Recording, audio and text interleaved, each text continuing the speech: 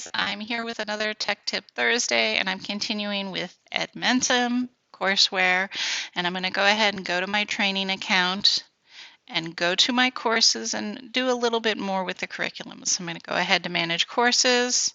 I'm actually going to be working with Ohio Algebra 1 semester A, and I did preview.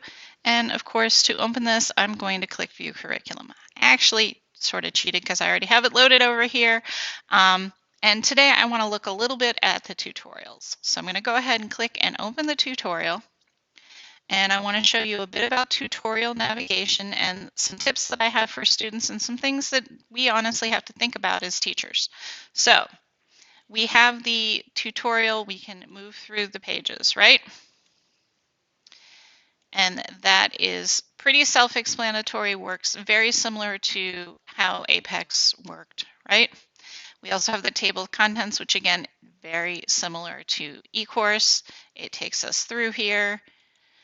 And then we have resources. I really like how they've done their resources folder because in Apex, the resources are a whole different thing. You end up going out of the tutorial and going back in. These come up on the side of the tutorial and you can open them up. We have the guided notes, the order of operations, and glossary.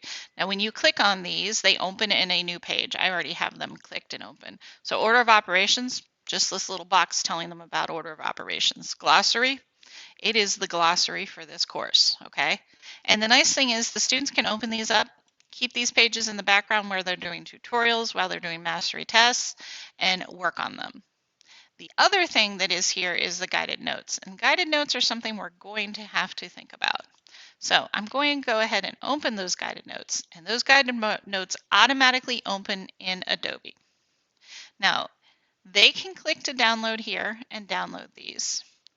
If you type in here and you don't save it,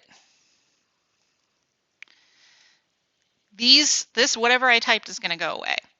So it is not like a Google Doc. You have to press save. So when I press save, I get the option to save in Adobe Cloud Storage or save on my computer, okay? This is a little bit difficult because our students are moving from device to device. So I'm going to say let's save on Adobe Cloud Storage. I'm not sure how much of that we get free and how much of that Adobe eventually makes us pay for. But I saved it on Adobe Cloud Storage. And now I have my guided notes here, and I can reopen them from here, but that would mean we are now teaching kids to open their notes from Adobe Cloud Storage instead of from Google Drive or something like that. So this is definitely going to be a procedure change. And now we can go back in and type more. I'm not sure what button I'm pressing that's causing sound here. And it will continue to save, right? It didn't actually come up with the stuff that save a copy. It must be automatically saving now that it's open in Adobe Cloud Storage, okay? Let me go ahead and view my files and make sure that that is indeed true. So that seems to be working well. I'm not sure what extent our students will be able to use this. So we're going to have to really look at how the guided notes go. And of course, we could always just print these out for students, right? So that is an option, but we definitely need to look at these guided notes and figure out how we're going to use them. And as the teacher, I would say this is probably a place to start going through those guided notes and see what they're learning in each unit. Now, real quick, I think the guided notes are something we're going to dive into more. A lot of this stuff is really nice, just things that students can use. They have a dictionary. They can look up a word. They have really good reading tools. So over here, you can turn slide narration on or off. You can also click here, and it will read slide narration. There we go.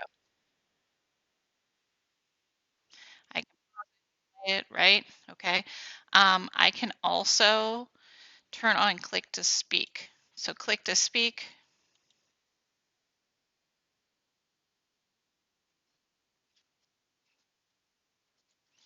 Now, one thing I did notice is that I feel like click to speak is not as good as,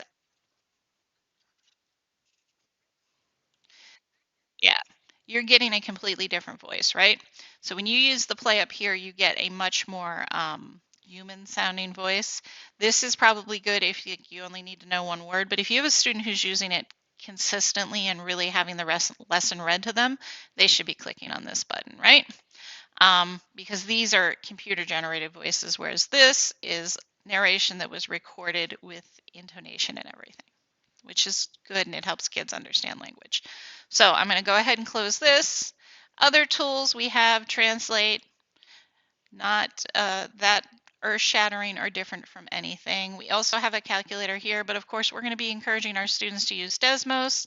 We have some math tools, we can graph and plot, and we have a highlighter. So I do want to show you with the highlighter that I can highlight and then click to highlight, and it's going to highlight the text, and it will save this when I exit this tutorial. So my highlight will be saved.